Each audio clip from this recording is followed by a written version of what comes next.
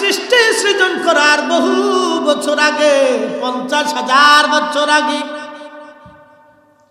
আমাদের তকদির আল্লাহ লিখলেন। কলম সৃষ্টি করে রব বলেন, কলম তুমি লেখো। কলম ডাক দেখা, রব আমি কি লিখবো? আল্লাহ বলেন, উকতুব মাকাদিরাল খালক, তুমি সৃষ্টির তকদির তুমি লিখতে থাকো। কলম তখন সৃষ্টির তকদির লেখা শুরু করে দিল। একবার জোরে বলা যাবে কি মারহাবা?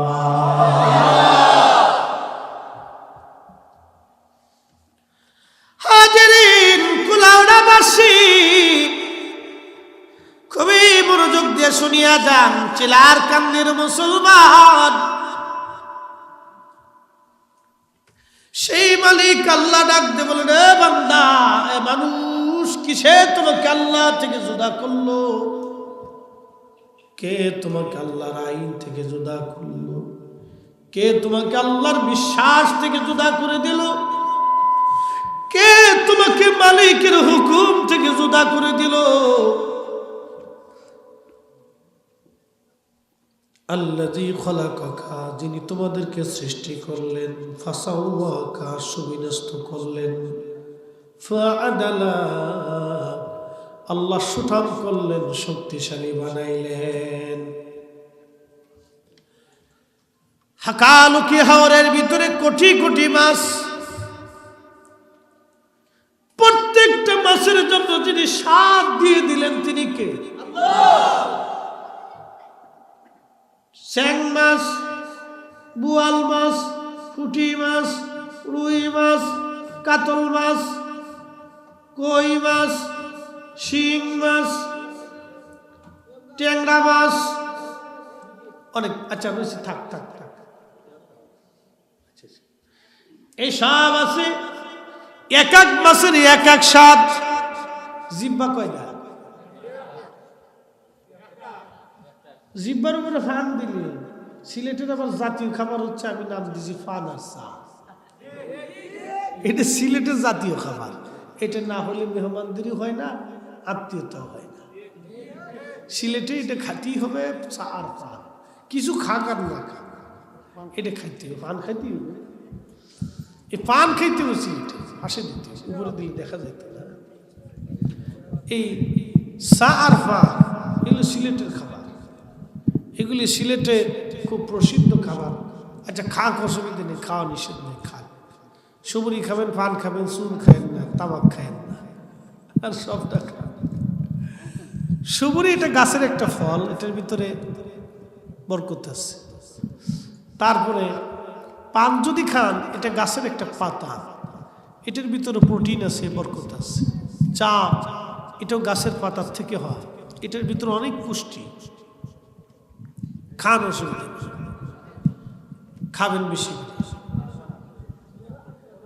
আচ্ছা ওনাদেরকে একটু জাগা করে দেয়, কারণ এই রমজান মাস আসতেছে তো, অনেকে বসে বসে ওয়াজ শুনে, অনেকে আবার ঘুমের ওষুধ বানায় ফেলছে ওয়াজ।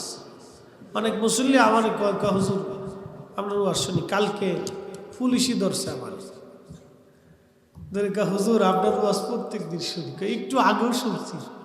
মাশাআল্লাহ, তো শোনেন, আপনাদের শোনার দরকার বেশি বেশি করে শোনেন। হুজুর আপনার ওয়াজ ভালো লাগে, খুব ভালো লাগে, আরো ভালো লাগে। তো যাই হোক আলহামদুলিল্লাহ, তো শুনে এটা মিডিয়ার কারণ, তাদের পরিশ্রমটা দরকার আছে। অনেক মা বোনরা আগে ওই পাখির পাগল ছিল, পাখি কিরণমালা, বেডিরা কিরণমালার লেগে জীবন দিয়া লাইছে। পাখি নাম কি? পাখি জামা, কিরণমালা জামা, কত কোয়ালিটির হইল, বাপরে বাপ। বেডিগার জ্বালায় অস্থির হয়ে গেলাম না, সর্বনাশ। এই ওয়াজ করে ছাড়তে পারি না। এদিক দিয়ে আত্মহত্যা করে, ওদিক দিয়ে মরে যায়, ওদিক দিয়ে হার্ট ফেল করে, ওদিক দিয়ে স্টক করে, পাখি আর পক্ষীর লেগে কি যে জ্বালা হইল। তো এগুলি গেছে গা, এগুলি এখন আর নাই। মোটামুটি এখন মহিলারা একটু ওয়াজ নসিহত এই মিডিয়া টিডিয়ার কারণে বাসায় বসে ইউটিউব চালাই দিয়ে ওয়াজ শুনে, এটাও ভালো। অনেক বেটি নামাজ কালাম পড়তো না, এই নামাজ কালাম পড়ার ধরছে, এটাও ভালো, দরকার আছে। মিডিয়া আমাদের যত বেশি হবে তত আমাদের প্রয়োজন। শুনুক, এরা ঘরে বসে শুনুক, বাড়িতে বসে শুনুক, ঘুমায় ঘুমায় শুনুক, শুনতে থাক, দরকার আছে। তাহলে আমরা বলি এই হাকালুকি হাওরের ভিতরে কোটি কোটি হাজার হাজার মন মাছ প্রত্যেক বছরে আল্লাহ পাক দিচ্ছেন, আমাদের রিজিকের জন্য ফয়সালা করলেন। এক এক মাসের এক এক স্বাদ, জিহ্বা একটা। পৃথিবীর সমস্ত বিজ্ঞানী যদি এক জায়গা হয়, আল্লাহর দেওয়া একটা জিহ্বা বানাই দিতে পারবে? জোরে বলতে হবে, আরো জোরে। এই জন্য আল্লাহ বলছে, ইয়া আইয়ুহাল ইনসান মা গাররাকা বিরাব্বিকাল কারীম। কিসে তোমাকে আমি আল্লাহ থেকে জুদা করে দিল, আলাদা করে দিল? কে তোমাকে আমি আল্লাহর আইন থেকে জুদা করে দিল? আল্লাযী খালাকাকা, অথচ আমি তোমাকে সৃষ্টি করছি। ফাসাওয়াকা ফাআদালাক, সুবিন্যস্ত করেছি, সুঠাম করেছি। চোখ যেখানে দেওয়ার চোখ দিয়েছি। আলো 60 বছর ধরে আল্লাহ দিচ্ছে। চোখ যদি অন্ধ থেকে দিলে পৃথিবীর সূর্যের আলো আপনার কাছে আলো মনে হবে? কখন সূর্য উঠলো, কখন ডুবে গেল, আপনি কিছুই জানেন না। আল্লাহ দুইটা চোখের আলো দিয়ে 40টা বছর ধরে আমাদেরকে দুনিয়া দেখার সৌভাগ্য দিয়ে দিলেন। অথচ রমজান আসতেছে, কত মানুষ বাহানা দিয়ে রোজা ছেড়ে দিচ্ছে। মুসলমান কেমন গ্যাস্ট্রিকের সমস্যা আছে না এরকম?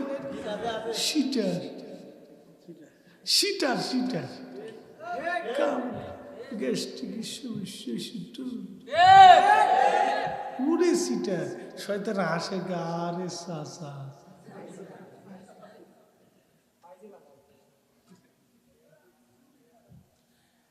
দুনিয়াতে বাহানা দিবেন, কিন্তু কবরে বাহানা দেওয়ার সুযোগ নাই। দুনিয়াতে বাহানা দিবেন, কিন্তু হাসরের মাঠে বাহানার কোনো রাস্তা নাই। আমাকে বুঝাইতে পারবেন, প্রতিবেশী বুঝাবেন, কিন্তু আল্লাহর দরবারে দাঁড়াইতে হবে। সেই দিন কেমনে বুঝাবেন? চিন্তা করে কবরে যাওয়া বুদ্ধিমানের কাজ। হ্যাঁ, কোরআনে আল্লাহ কত চমৎকার করে আপনাকে বুঝাচ্ছে। ফি আই সূরাতিন মা শাআ রাক্কাবাক। আমি যেইভাবে চেয়েছি সেইভাবে তোমাকে সুরত দিয়েছি, সৌন্দর্য দিয়েছি, চেহারা দিয়েছি, নাক দিয়েছি, কান দিয়েছি, হাত পা দিয়েছি, সব দিলাম। সেইভাবে তুমি বান্দা, তোমারে আমি আল্লাহ সব দিলাম। কাল্লা বাল তুকাযযিবুনা বিদ্দীন।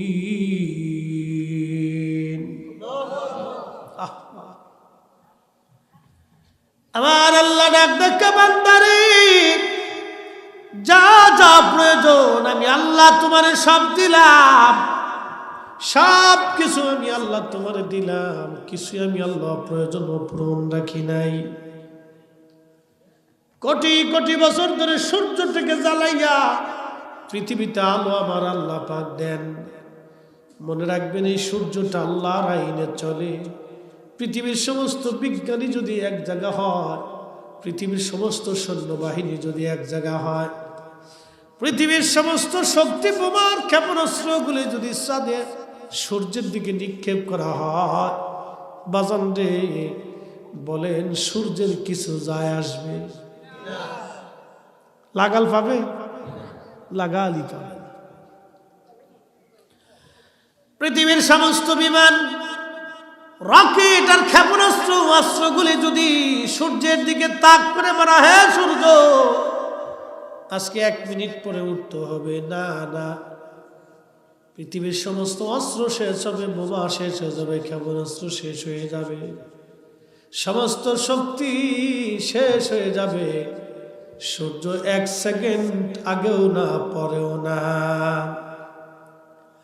আল্লাহ কোরআনে বলতেছে, কত চমৎকার আল্লাহর কথাগুলি। আশ-শামসু والقمر بحسبان والنجم والشجر يسجدان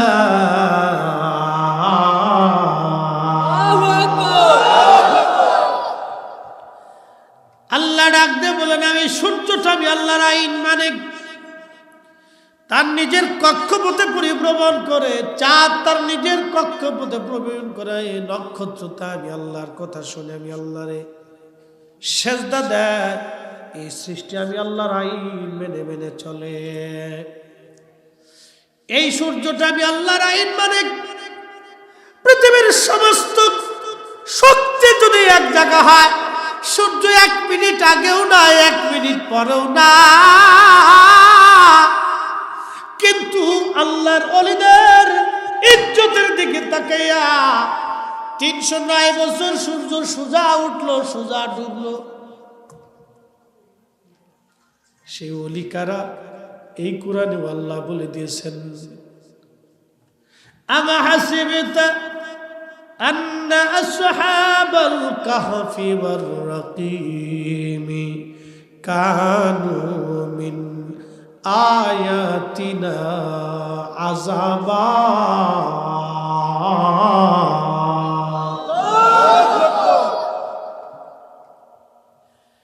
পৃথিবীর কোন বিজ্ঞানীর জন্য না, রাষ্ট্রপতির জন্য না, অর্থমন্ত্রীর জন্য না, জাতিসংঘের জন্য না, সাম্রাজ্যের বাচ্চার জন্য না, পৃথিবীর কোন শক্তির জন্য এই সূর্যটা সোজা উঠে নেই সোজা ডুবে নাই।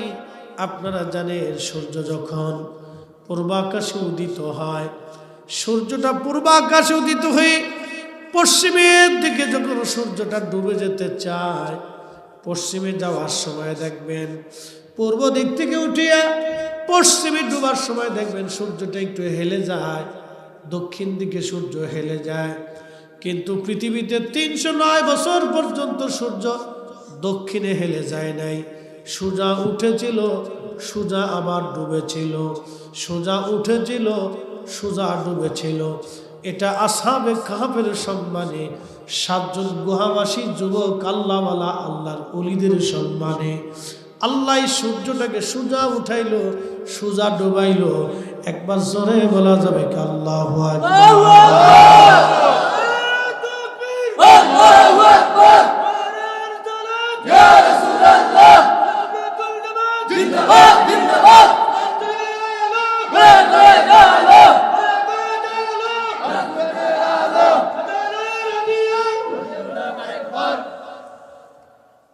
সিলেটবাসী কথাগুলি শুনে যান, আল্লাহ তার ওলিদের কারণে সূর্য থেকে 309 বছর সোজা উঠাইল সোজা নামাইল। সাথে বলবেন কি আল্লাহু আকবার।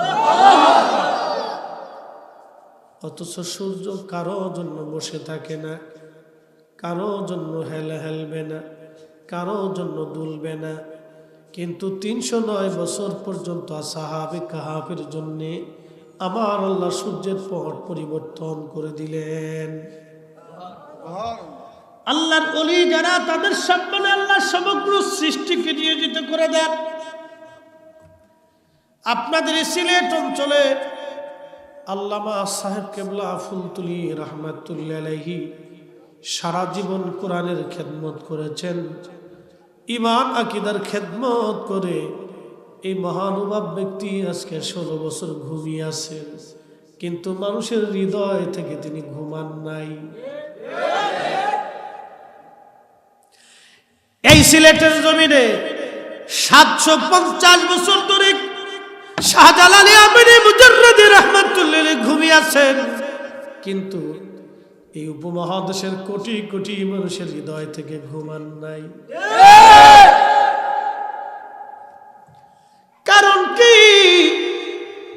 শাহজালাল রহমাতুল্লাহ আলাইহি একটা কিতাব লিখে যান নাই,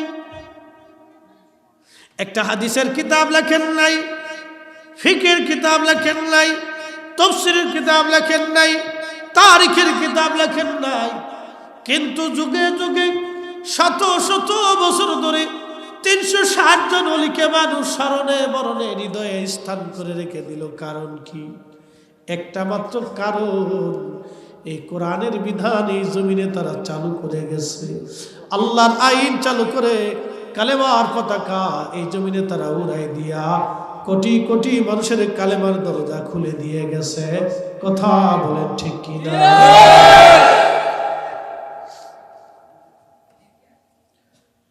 সিলেটের মুসলমান বুঝে যাওয়াটা জরুরি।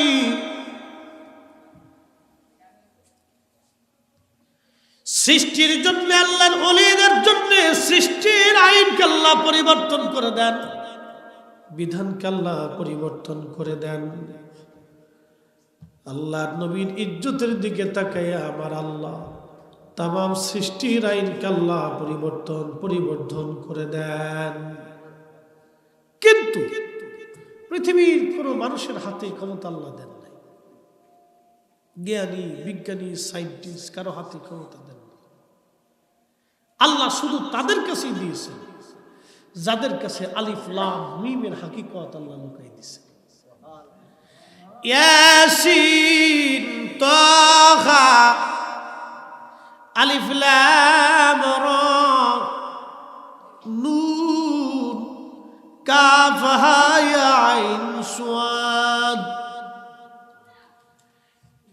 এই হরফে মুকাত্তা এর আইন, এর রহস্যগুলি যার কালবের মধ্যে আল্লাহ দিয়েছেন, একমাত্র তাদের সম্মানে আমার আল্লাহ রাব্বুল আলামিন সৃষ্টির পথ আল্লাহ পরিবর্তন করে দেন। আল্লাহু আকবার।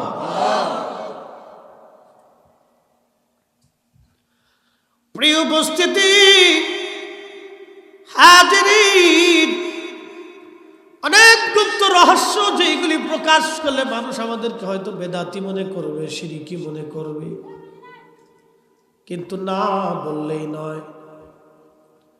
আল্লামা সাহেব কেবলা ফুলতুলি রাহমাতুল্লাহের একটা কারামত আপনাদের সামনে বলবো। আমি নিজে জানি, আমি নিজে বলবো না, আমি কি বলে আমি আমার বানানো কথা বলছি না। কুলাউড়ার পরে একটা থানার নাম কমলগঞ্জ, কমলগঞ্জের পরেই যায় শ্রীমঙ্গল। শ্রীমঙ্গল ব্যবসায়িক সমিতির যিনি সেক্রেটারি বর্তমানে রানিং, তার নাম কামাল হোসেন ভাই। উনি ওই জেলার জাতি। তিনি ওনার অফিসে কয়েকদিন আগে আমাকে নিয়ে বসাইলেন, নাস্তা করাইলেন, তারপরে আমার নিয়ে শ্রীমঙ্গলে অনেক জায়গায় ঘুরাইলেন। কামাল ভাই আমাকে বলতেছে, হুজুর তখন সাপ দুনিয়াতে আসেন, আমি তখন তাগড়া পাগড়া নতুন একটা গাড়ি করাই করলাম। শ্রীমঙ্গল সাপ মাহফিলে আসলেন, মাহফিল শেষ করার পরে সাপ আমার আদর করতেন।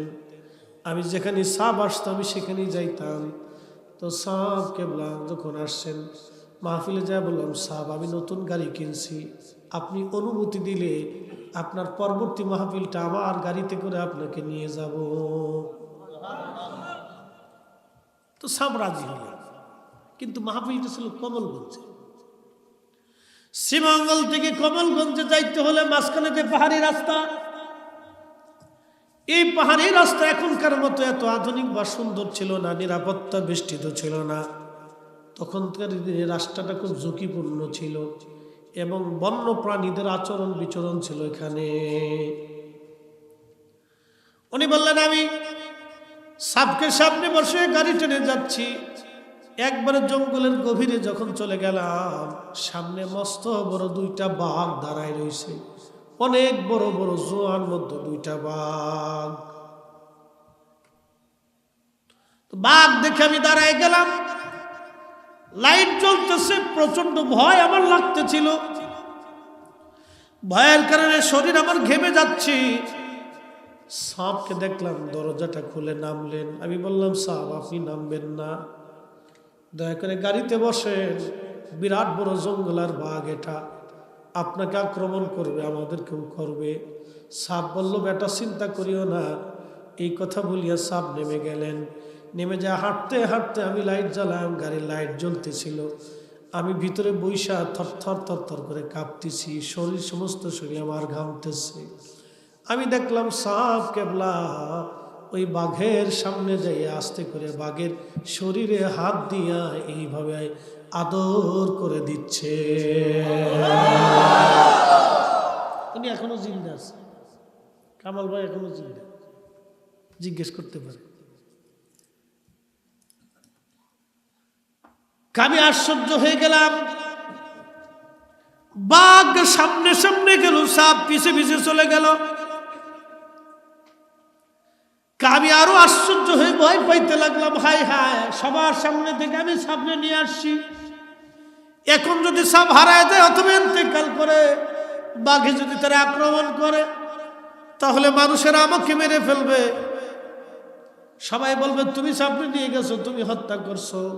আমি চিন্তায় পড়ে গেলাম, আমি খুব থরথর করে শরীর আমার কাঁপতেছে, সমস্ত শরীর আমার ঘেমে যাচ্ছে, শীতের মধ্যে সমস্ত শরীর ঘেমে আমার কাপড় চোপড় ভিজে যাচ্ছে, চিন্তায় পেরেশানিতে। বলে ঘড়ি ধরে প্রায় 40 মিনিট পরে সাপ ওই বাঘের সাথে আবার ফিরে আসলেন। আল্লাহু আকবার। 40 মিনিট পরে বাঘের সাথে ফিরে আসার পরে সাপ আবার গাড়িতে বসলেন, বাঘেরা চলে গেল, আমি সাপকে নিয়ে রওনা করলাম। তখন আমার শরীর ঠান্ডা হয়ে গেল, আমার চিন্তা দূর হলো, কিন্তু এত সুঘ্রাণ আসতেছিল, জীবনে এত সুন্দর সুঘ্রাণ আমি কোনোদিন পাই না। উনি বললেন গাড়িটা আমার 3 বছর ছিল, 3 বছর পর্যন্ত গাড়ির ভিতরে আমি কোনো পারফিউম ব্যবহার করি নাই, ওই ঘিরানেই পুরা গাড়িটা 3 বছর পর্যন্ত সুঘ্রাণময় ছিল। বলে ফরিদি সাহেব এটা বলার উদ্দেশ্য কি? বলার উদ্দেশ্য হচ্ছে আল্লাহর ওলিদের কারণে আল্লাহ সমস্ত মাখলুকদেরকে ওলিদের দিকে ঝুঁকায় দেয়। কথা কর না কেন, ঠিক কিনা?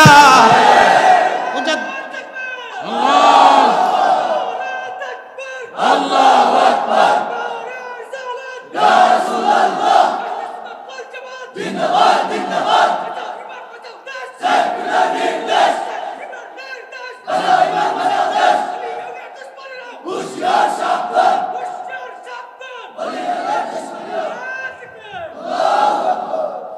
তাহলে কি বুঝলেন আপনারা? আল্লাহ তার ওলিদের কারণে,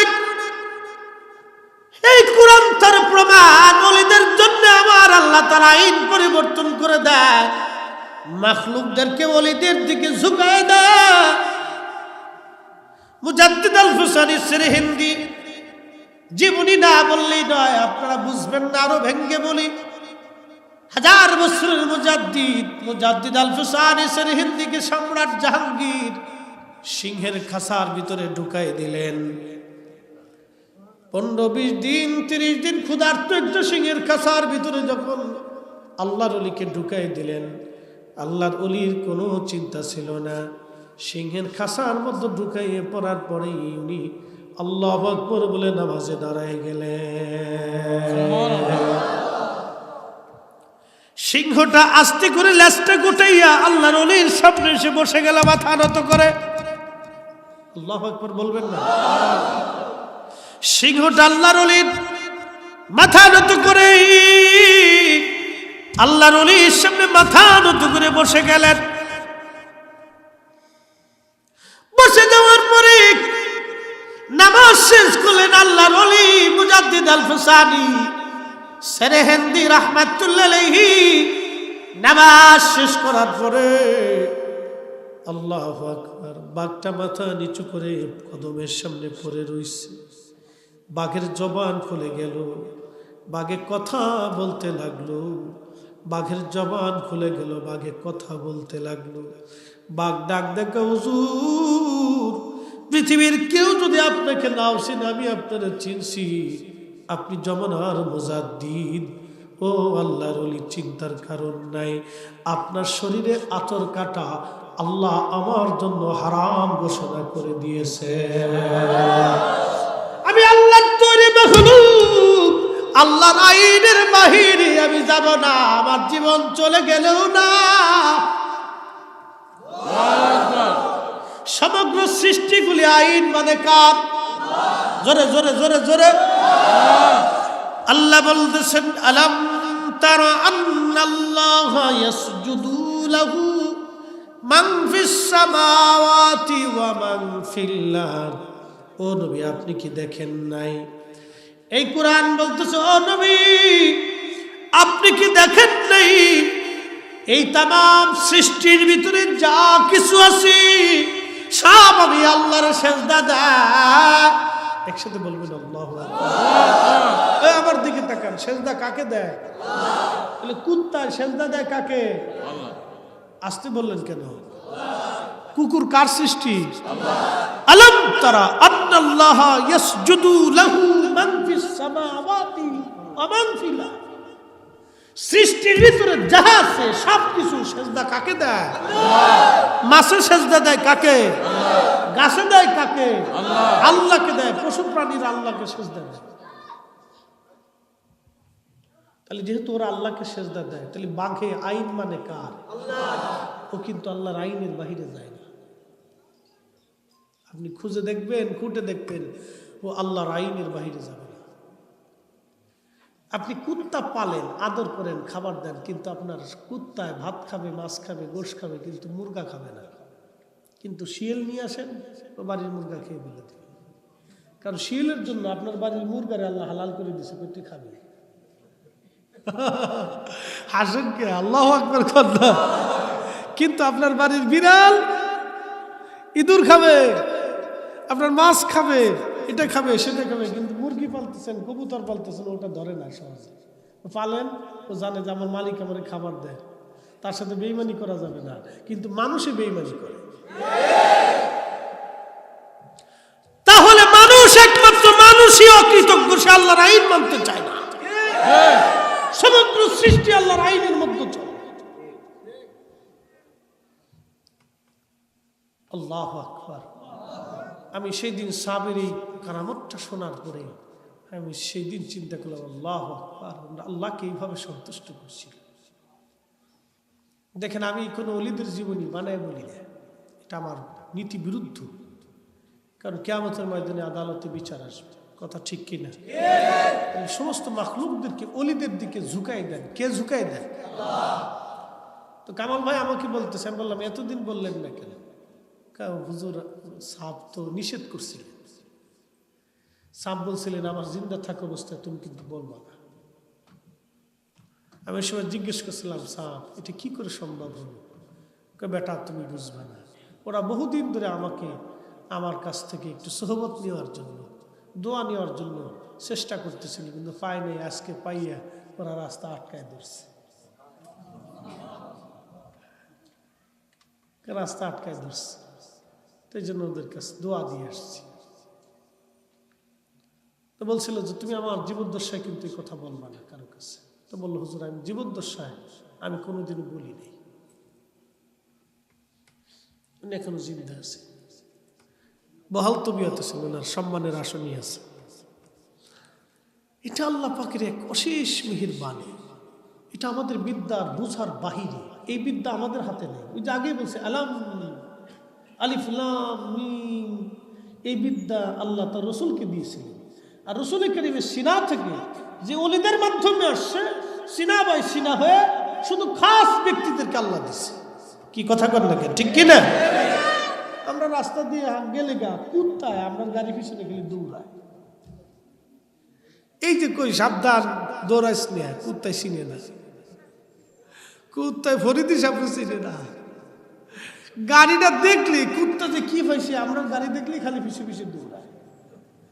আমি ভারতে গেছি, দেখি আমরা ভারতের কুত্তা প্রাইভেট কার দেখলে খালি দৌড়ায়। বুঝলাম না ওরা প্রাইভেট কারটা দেখলে রাত্রিবেলা কেন যে দৌড়ায়, আল্লাহ জানে আর ওরা জানে। এই হাকিকত বুঝলাম না, এই যে দৌড়াচ্ছে ওরা। আমরা চিনি না, কারণ আমরা আল্লাহকে চিনি না, আল্লাহকে খুশি করিনি, যার কারণে ওরা আমরা চিনি।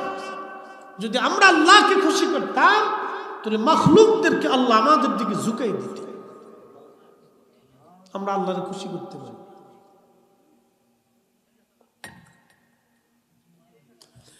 প্রিয় উপস্থিতি, খুবই মনোযোগ দিয়া শুনিয়া যান।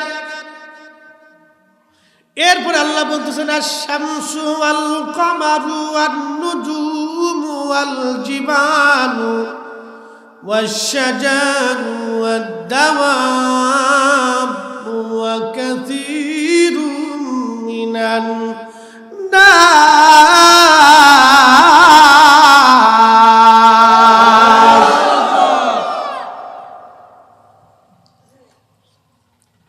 রব্বুল আলামিন আমাকে বলতেছেন, আমাদেরকে বলতেছেন, আমার হাবিব উম্মতকে জানান, সূর্য আমি আল্লাহকে সেজদা দেয়, চাঁদ আমি আল্লাহকে সেজদা দেয়, নক্ষত্র আমি আল্লাহকে সেজদা দেয়, পাহাড় আমি আল্লাহকে সেজদা দেয়, গাছ আমি আল্লাহকে সেজদা দেয়, ওয়াদ-দাওয়াব যত পশু প্রাণী আছে সব আমি আল্লাহকে সেজদা দেয়।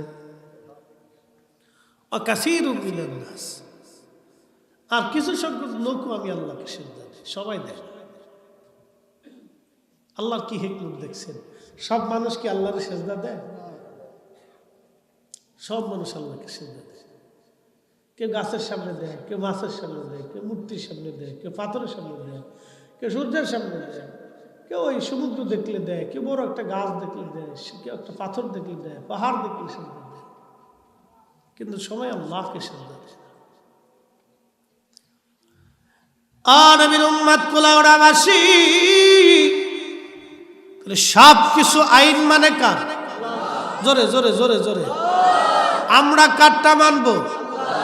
এই জন্য আল্লাহ মাহে রমজানের আসার আগে এবার রমজানের কথা বলে দিয়ে যে আল্লাহ বলেন, ইয়া আইয়ুহাল্লাযীনা আমানু কুতিবা আলাইকুমুস সিয়াম কামা কুতিবা আলাল্লাযীনা মিন ক্বাবলিকুম লাআল্লাকুম তাত্তাকুন।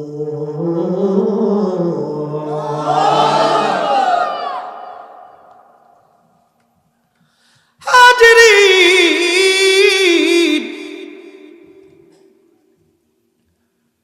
আল্লাহ ডাক দিয়ে বলতেছে, ইমানদার, ইমানওয়ালা, ইমানওয়ালা, মাহে রমজানের রোজা তোমাদের জন্য ফরজ করে দিয়েছি, তোমাদের পূর্ববর্তীদের জন্য ফরজ করেছিলাম, লাআল্লাকুম তাত্তাকুন, যাতে তোমরা মুত্তাকি হও, যাতে তোমরা মুত্তাকি হও, সেই জন্য মাহে রমজান তোমাদের জন্য ফরজ করে দিলাম। প্রিয় নবীজি মাহে রমজান আসার আগে শাবান মাসের শেষ দিনে নবীজি খুতবা দিতেন, বয়ান করতেন। সাহাবায়ে কেরামকে বলতেন, সাহাবীরা রে, আমাদের মাঝে একটা বরকতময় মাস আমাদের মাঝে আসতেছে, খুবই দামি মাস। এই মাহে রমজানে কেউ যদি একটা ফরজ ইবাদত করে অন্য মাসে ৭০টা ফরজ ইবাদতের সমান সওয়াব আমার আল্লাহ বান্দার আমল নামে দিয়ে দিবে।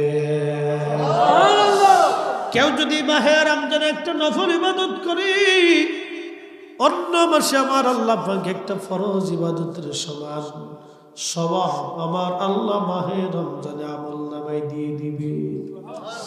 কেউ যদি এই মাহে রমজানে একজন রোজাদারকে ইফতার করায়, তার রোজা হোক বা না হোক, ওই রোজাদারকে ইফতার করানোর কারণে আমার আল্লাহ ওই একটা কবুল রোজার সওয়াব বান্দার আমল নামায় আমার আল্লাহ লিখে দেবে।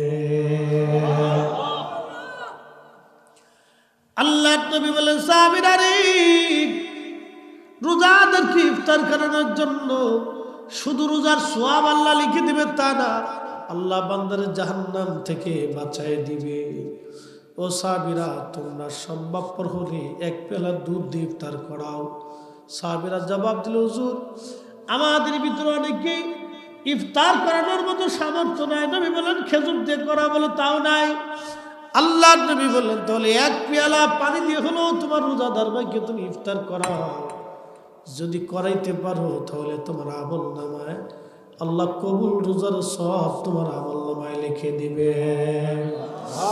আল্লাহ নবী আরো বললেন, যদি কোনো ব্যক্তি রোজাদারকে তৃপ্তি সহকারে পেট পুরে খাওয়ায়, আমার মালিক আমার আল্লাহ ডাক দিয়ে বলতেছে, সাহাবীরা রে, আমার রাসূল ডাক দিয়ে বলতেছে, সাহাবীরা রে, কিয়ামতের ময়দানে মুসিবতের দিনে আমি নবী তাকে হাউজে কাউসারের পানি পান করাইয়া কলিজা ঠান্ডা বানায়া দেব।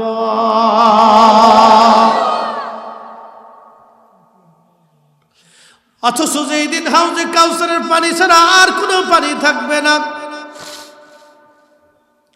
প্রিয় নবীজি ডেকে বলতেছে, উম্মতের আরে ওই হাসরের মাঠে এক পেয়ালা পানি যে পান করবে, জান্নাতে যাওয়ার আগ পর্যন্ত পানির কথা তার মনে থাকবে না।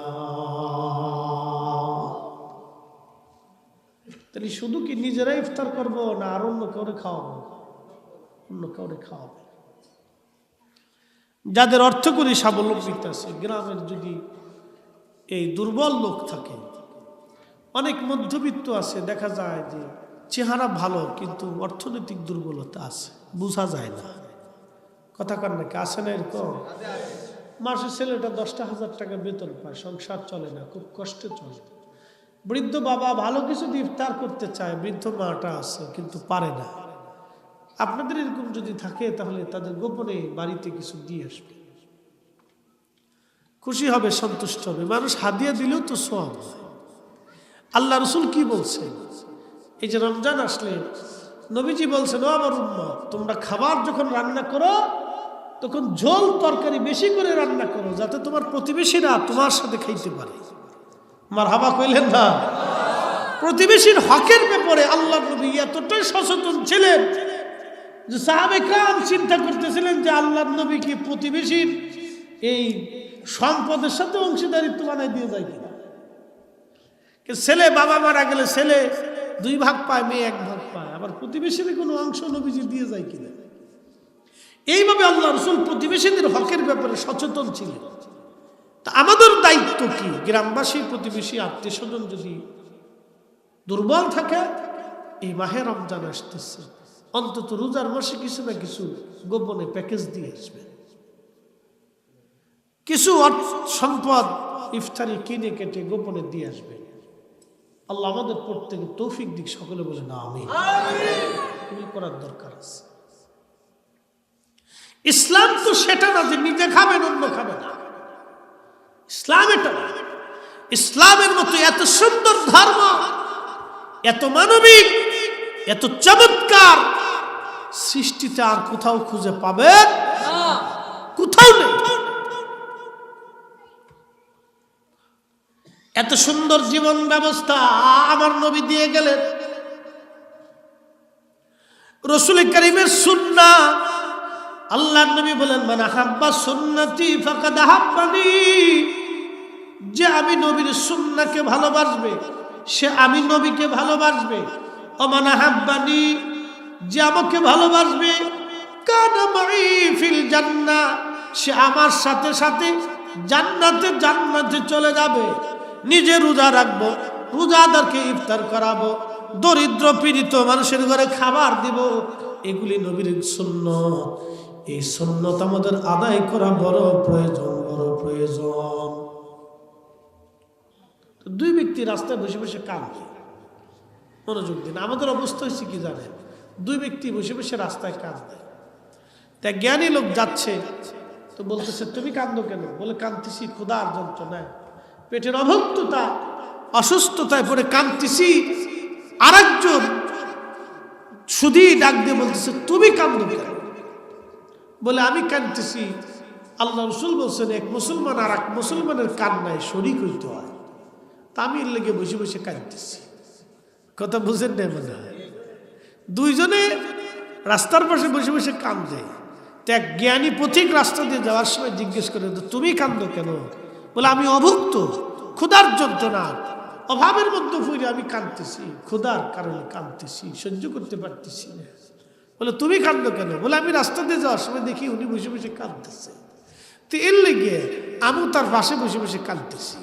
বলে, তুমি কাঁদো কে? বলে, কাঁদতেছি এই জন্য আল্লাহ রাসূল বলছেন এক মুসলমান আর এক মুসলমানের কান্নায় শরীক হইতে হয়, দুঃখে দুঃখী হইতে হয়, তো এই জন্য আমি তার পাশে বসে বসে কাঁদতেছি। আরে বেটা, উনি তো ক্ষুধার যন্ত্রণায় কাঁদতেছে, তুই আর খাবার দে। না, কাঁদতে দেবার রাজি আছে, তো খাওয়ান দিতে রাজি নেই। আমরা বাঙালিদের অবস্থায় ছিল তাই। আমরা কান্দে দিতে রাজি আছি, তোমাকে খাওয়ান দিতে রাজি না। এগুলো চলবে না, এগুলো ওলি আল্লাহদের শিক্ষা না। আল্লাহ রসুল আমাদেরকে শিখিয়ে দিয়েছেন তোমরা মানুষকে খাওয়াও। সহিহ মুসলিমের ভিতরে রাসূল করিম বলছেন কিয়ামতের ময়দানে আল্লাহ ডাক দেবে, বান্দা আমি ক্ষুধার্ত ছিলাম, তুমি আমারে খাইতে দাও নাই কেন? একসাথে বলবেন না আল্লাহু আকবার।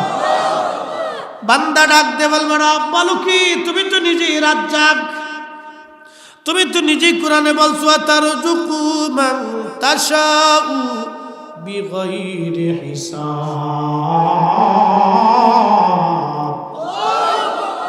তুমি তো কোরআনে বলেছো, তুমি তো কোরআনে বলেছো তুমি বিগাইরি হিসাব, হিসাব ছাড়া রিজিক তুমি বান্দারে দাও। আল্লাহ তুমি এখন অভুক্ত ছিলা, বলো কি? রব ডাক দিয়ে বলবে, বান্দারে তোমার প্রতিবেশী ক্ষুধার্ত ছিল, তুমি যদি তারে খাবার খাওয়াইতা তাহলে আমি আল্লাহ সেই দিন ক্ষুধা খাবার খাওয়ানো হয়ে যাইত।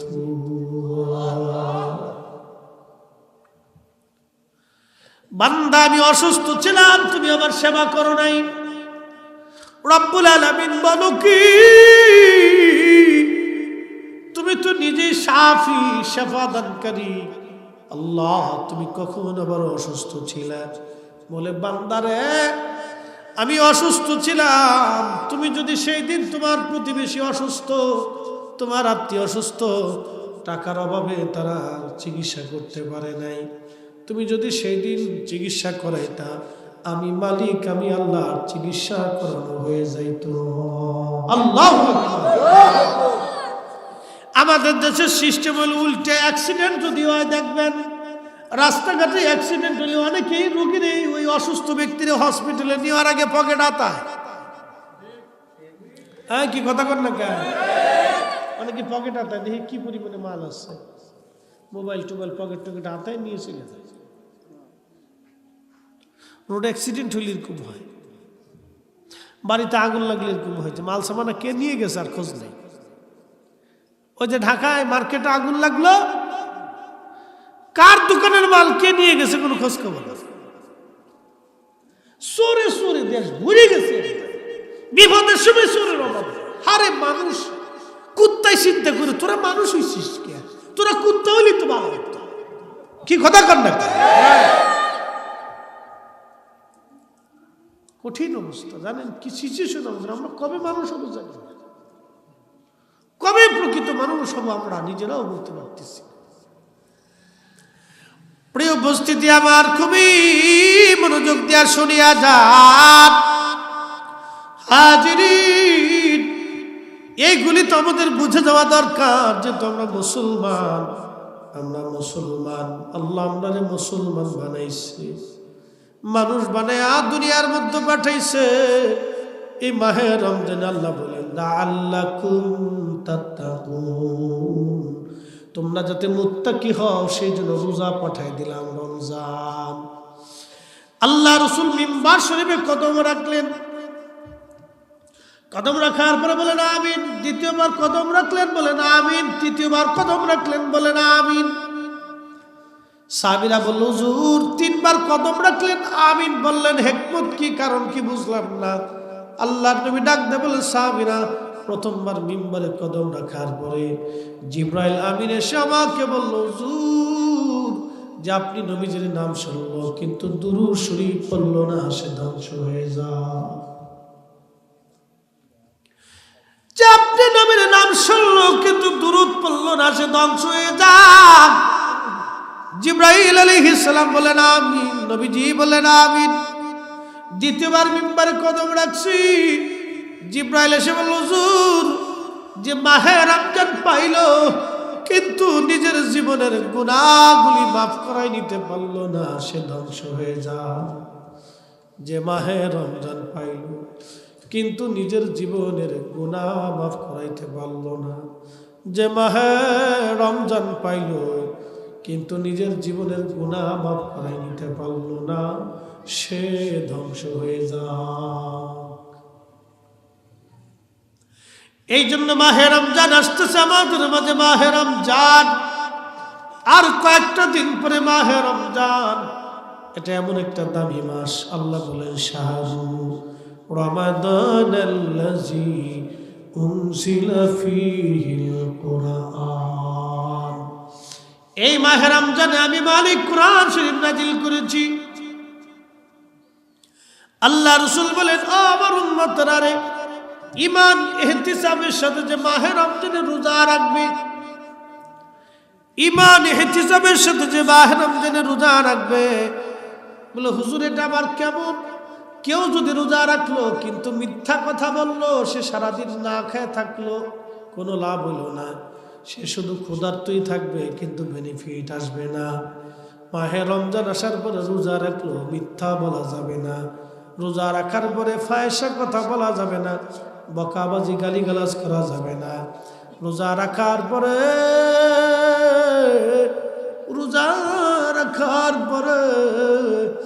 এই আপনার গীবত তোহমত করা যাবে না।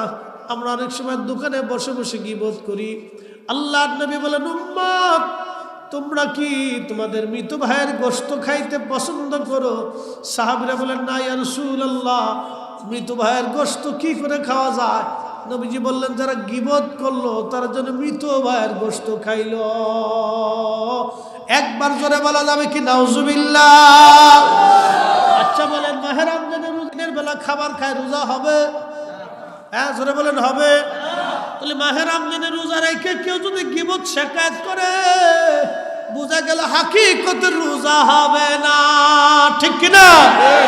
সে শুধু না খেয়েই থাকবে কিন্তু হাকিকতের রোজাটা, তাকওয়ার রোজাটা, লাআল্লাকুম তাত্তাকুন, এই তাকওয়ার রোজাটা হবে না। যে জন্য আল্লাহ রোজা পাঠাইছে সেই উদ্দেশ্য তার হাসিল হবে। যেই উদ্দেশ্যে আল্লাহ তারা পাঠাইলো সেই উদ্দেশ্য তারা হাসিল হবে না। যেই উদ্দেশ্যে রোজা দিয়ে দিল সেই উদ্দেশ্য তারা হাসিল হবে না। এই জন্য মাহে রমজান আসতেছে, প্রস্তুতি নেওয়ার দরকার। ঈমান ও ইহতিসাবের সাথে রোজা রাখতে হবে আমাদের। তাহলে রোজা রেখে মিথ্যা বলা যাবে না, শিকায়ত করা যাবে না, গীবত করা যাবে না, তহমত দেওয়া যাবে না, চুগলখড়ি করা যাবে না, এই তারপরে ফায়সা কথা বলা যাবে না, ফায়সা কাজ করা যাবে না, মানুষ ঠকানো যাবে না। এই রমজান মাস আসলে খেজুরের দাম সারা বছর যেটা 200 টাকা, রোজা আসলে হয়ে যায় 300 টাকা। ওরে সিটার, কি কথা কর না কেন?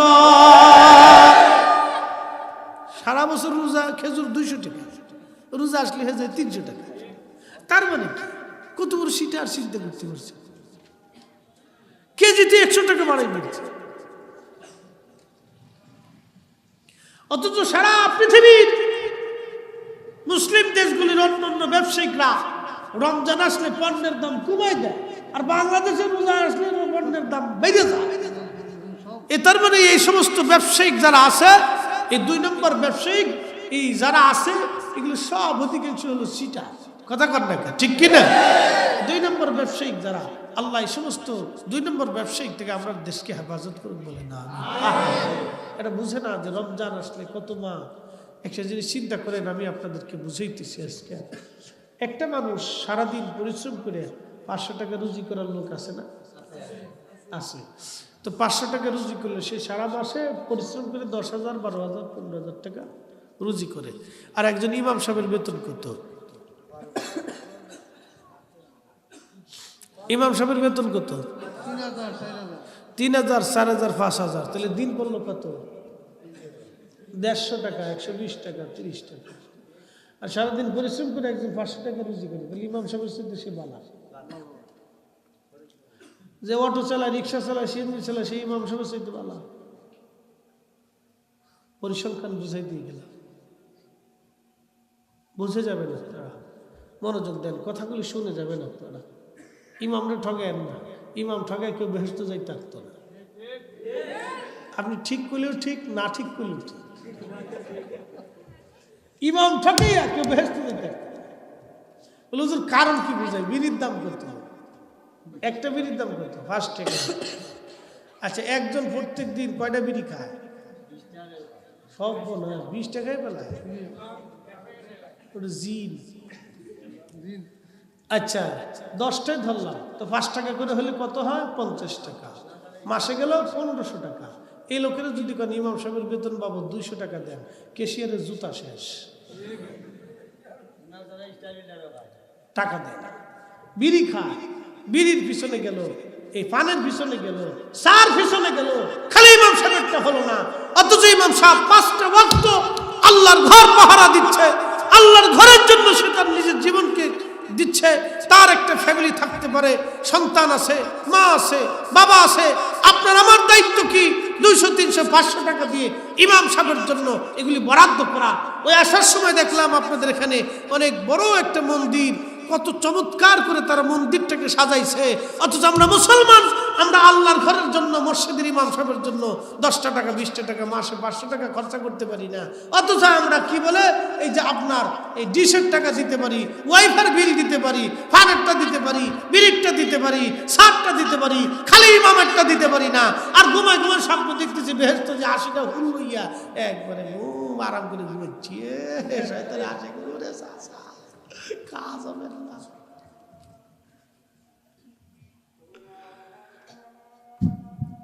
প্রিয় উপস্থিতি, তাহলে ইমাম সাহেবের জন্য বরাদ্দ করা লাগবে কিনা? জোরে বলেন লাগবে। ওনার ঠকেন না, ঠকেন না। এটা আমি কমিটির দোষ দিই না, মসজিদ কোনো কমিটির দোষ দিই না। ওনারা নিরুপায় হয়ে যায়, ওনারা আসে না, ওনারা দিতে পারে না।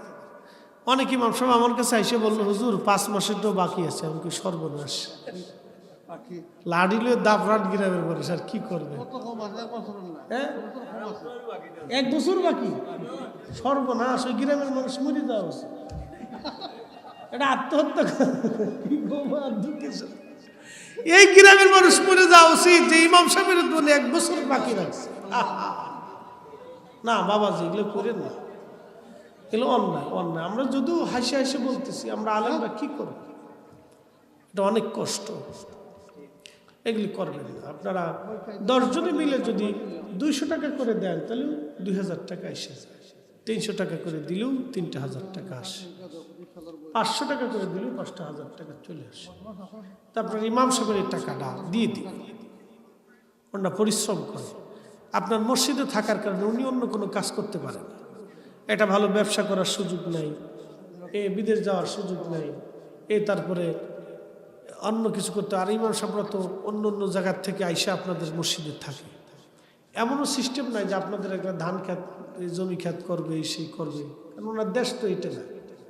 এই জন্য আপনারা ওনাদের বেতনটা বা অর্থটা আপনারা দিয়ে দিবেন, কষ্ট দিবেন না।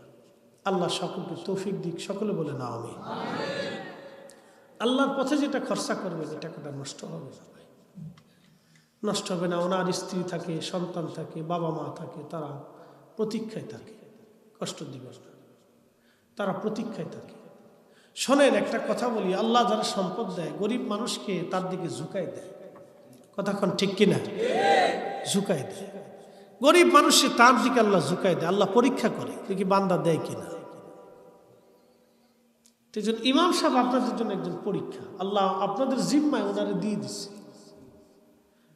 উনি কিন্তু আল্লাহর পক্ষ থেকে এই গ্রামবাসীর জন্য আপনাদের জিম্মায় আল্লাহ ওনারে পাঠাইছে যে আমার এই বান্দাটা আমার ঘর পাহারা দিচ্ছে, দেখি আমার ওই গ্রাম বান্দারা আমার বান্দার জন্য কিছু করে কিনা। আল্লাহ আপনাদের গ্রামের জন্য ইমাম সাহেব আল্লাহ আপনাদের পক্ষ থেকে তার জিম্মায়, আপনাদের জিম্মায় দিয়ে দিচ্ছে, বুঝছেন? এই জন্য কষ্ট দিবেন না।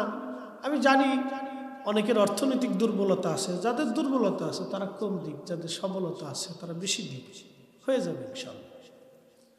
প্রিয় উপস্থিতি, খুব মনোযোগ দেন।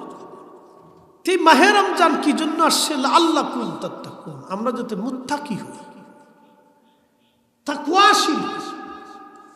এই যে রমজান, কিছু খাবে, কেউ খাবে, কেউ খাবে না, তা হবে না। সুষম বন্টন, গরিবদের কাছে ধনীদের পক্ষ থেকে রুটি রিজিক পাঠানো।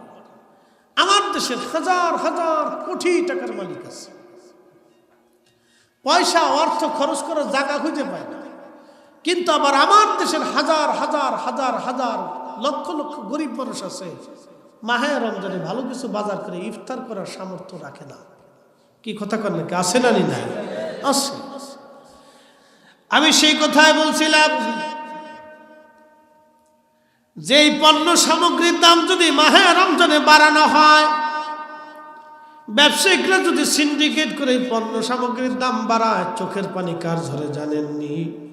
গরিব মানুষ আছে সমাজে যারা, সন্তানটা রমজান আসলে ভালো খাইতে মন চায়, ধনীর বাড়িতে 2, 4, 10 মনের ইফতার আয়োজন হলো, ভাজা পোড়া তৈরি করার পরে ওই বাচ্চাটার মনে বড় দুঃখ, মা আমার আজকে এটা খাওয়াইতে হবে, সেটা খাওয়াইতে হবে। একটা নারী এমনও আছে সারাদিন পরিশ্রম করে 200, 300, 400 টাকা রুটি রুজি করে, 3-4টা বাচ্চা আছে তার, স্বামী মারা গেছে অথবা স্বামী তালাক দিয়ে চলে গেছে, কিন্তু এই নারীর জিম্মায় 2-3টা সন্তান করবে কি, উপায় কি তার? তখন ওই নারী বাজারে যাইয়া চোখের পানি ছেড়ে ছেড়ে ফেলায়, কান্দে আর বলে, আল্লাহ কি করে আমি এখন বাজার করব? যারা সিন্ডিকেট করে পণ্যের দামগুলি বাড়ায়, এই চোখের পানি কিয়ামতের ময়দানে তাদের হিসাব দিতে হবে কড়ায় গন্ডা। কথা বল না কেন? কোরআনকে যদি সত্য মনে করে থাকেন তো মালিক সৃষ্টির মালিক যিনি, বিচার দিনের মালিক তিনি, দুনিয়াতে রিজিকের ফয়সালা করেন যিনি, কিয়ামতের ময়দানে কড়াই গন্ডায় হিসাব নেবেন তিনি। কি কথা বলুন, ঠিক না? এই গরিব মানুষের চোখের পানি যারা নিবৃত্তে ঝরায়, কিয়ামতের ময়দানে কঠিন হাসরের দিনে তারা কত কঠিন বছর আল্লাহর আদালতে দাঁড়ায় থাকা লাগবে, তার হিসাব নাই। আল্লাহু আকবার। করুণ পরিণতি তাদের ভোগ করতে হবে। এই পরিণতির শেষ কোথায় হবে আমার জানা নাই। মেহশরের মাঠে করুণ পরিণতি, তার একটা করুণ পরিণতি বুঝাই তারুজুল, এই কোরআন বলতেছে তার একটা করুণ পরিণতি বুঝাই দিয়ে শেষ করবে। তারুজুল মালাইকাতু ওয়ার রূহু ইলাইহি ফি ইয়াউমিন কানা মিকদারুহু 50 আলফ সানা। আল্লাহর কোরআন বলতেছে দুনিয়ার 50,000 বছরে এক দেখা করলে যত বড়, হাসরের একটা দিন হবে তত বড়। একসাথে বলবেন না আল্লাহু আকবার। দুনিয়ার 50,000 বছর এক জায়গা করলে যত বড়, হাসরের একটা দিন হবে তত বড়। আল্লাহ সেই দিন যারা দুনিয়াতে পণ্য সামগ্রীর দাম বাড়াইয়া, গরিব মানুষের চোখের পানি ঝরাইয়া, এই রমজান মাসে খেজুরের দাম বাড়াইয়া, চিনির দাম বাড়াইয়া, তেলের দাম বাড়াইয়া, চালের দাম বাড়াইয়া, মশলার দাম বাড়াইয়া, এই সবজির দাম বাড়াইয়া, নিত্য প্রয়োজনীয় খাদ্য সামগ্রীর দাম বাড়াইয়া যারা গরিব মানুষের চোখের পানি ঝরাইয়া কোটি কোটি টাকার মালিক হয়ে গেল, কিয়ামতের ময়দানে এই সম্পদ তো সে আর দুনিয়ার থেকে কবরে নিতে পারবে না, কবরেও তার কোনো প্রয়োজনও আসবে না। এই সম্পদগুলিকে আল্লাহ সর্বাকৃতি বানাইয়া শরীরের মধ্যে পাচাইয়া আল্লাহরে বান্দাকে সেই দিন কিয়ামতের মাঠের একটা পাশে আল্লাহ তাদেরকে জায়গা করে দিবে। কিয়ামতের মাঠের এক পাশে তাদের জায়গা হবে। এই সাপ তারে কামড়াইতে থাকবে, মুখের মধ্যে কামড়াইয়া গোশতগুলি টেনে টেনে ছিঁড়ে ছিঁড়ে নিয়ে চলে যাবে। আল্লাহু আকবার। আল্লাহ নবী বলেন এই সাপ যদি দুনিয়াতে একবার নিঃশ্বাস ফেলাইতো, পৃথিবীতে কোনো ফসল হইতো না, জীব জানোয়ার বাঁচত না। এই সাপ একবার কামড় দিলে 40 বছর ধরে বিষের ক্রিয়া শরীরে চলতে থাকবে। নবীজি বললেন দুনিয়ার 50,000 বছর এক জায়গা করলে যত বিরাট, একটা দিন হবে তত বিরাট। সেই দিনের হিসাব অনুযায়ী জিন জাতির হিসাব হবে, মানব জাতির হিসাব হবে, ফেরেশতাদের হিসাব হবে, পশু পাখির হিসাব হবে, সমস্ত মাখলুকের হিসাব টানার পরে ওই দুনিয়াতে যারা পণ্য সামগ্রীর দাম বাড়াইয়া গরিব মানুষের রক্ত যারা চুষে খাইলো, যারা গরিব মানুষের টাকাগুলি মারিয়া সুইস ব্যাংকে এবং বেগম পাড়ায় বাড়ি বানাইলো, গরিব মানুষের টাকাগুলি নিয়ে আল্লাহর বান্দাদের হক যারা মেরে খাইলো, কিয়ামতের ময়দানে আলাদা তাদেরকে রাখা হবে। কোটি কোটি বছর পার হয়ে যাওয়ার পরে তাদেরকে আল্লাহ হিসাবের জন্য ডাক দেবে। কিন্তু এই কোটি কোটি বছর ওই সাপ তারে কামড়াইতে থাকবে, কামড়াইতে থাকবে, কামড়াইতে থাকবে। কেউ তারে সেই দিন বাঁচাইতে পারবে না, তার সম্পদ তারে বাঁচাইতে পারবে না। এই জন্য দুনিয়াতে যারা গরিব মানুষের চোখের পানি ঝরায়, কিয়ামতের ময়দানে আল্লাহর আদালতে ফয়সালা হবে। কথা বলেন ঠিক কিনা?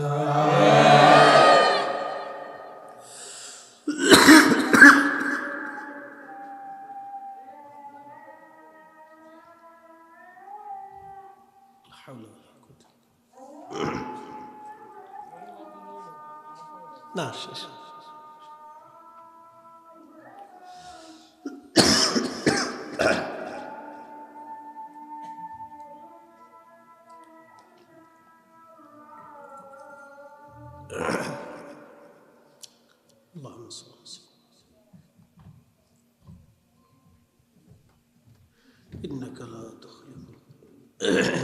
আমার আলোচনার শেষ নিয়ে আসছি। কথা লম্বা বাড়াবো না, এই জন্য রমজান আসছে, আমরা প্রত্যেকটা রোজা রাখার চেষ্টা করব। এবার শেষ দুইটা কথা। অনেকে কৃষি ক্ষেত্রে কামার আছে, দারিদ্রতা আছে, অভাব আছে, রিক্সা ভ্যান চালায়, গাড়ি গুড়ি চালায়, রুটি রুজি করে। অনেকে বলে থাকে, হুজুর আমি যদি পরিশ্রম না করি তো বাচ্চাদের জন্য বাজার সদাই কি করে? তার কথার যুক্তিকতা আছে, কিন্তু একটা কথা বিশ্বাস করতে হবে, আপনি যদি আজকে মারা যান, কালকে আপনার বাড়ির বাজার কে করাই দিবে? ব্যবস্থাটা কে করায়? বাচ্চারা কি খোদায় মরে যাবে না খাবার আসবে? কে দিবে? আল্লাহ কোনো না কোনো মাধ্যম দিয়ে, কোনো ব্যবস্থা দিয়ে আল্লাহ তো বান্দার রিজিকের ফয়সালা করবে। কথা কোন ঠিক কিনা? আপনি থাকলেও যিনি করে, আপনি না থাকলেও তিনিই করে। একসাথে বলবেন না আল্লাহু আকবার। মানে সন্তান আর রুজি রুজির চিন্তা রোজা ছাড়া যাবে, এটা করবে। আল্লাহ আমাদের প্রত্যেকের তৌফিক দিক বলে না আমিন। আশেপাশে প্রতিবেশী আত্মীয় স্বজন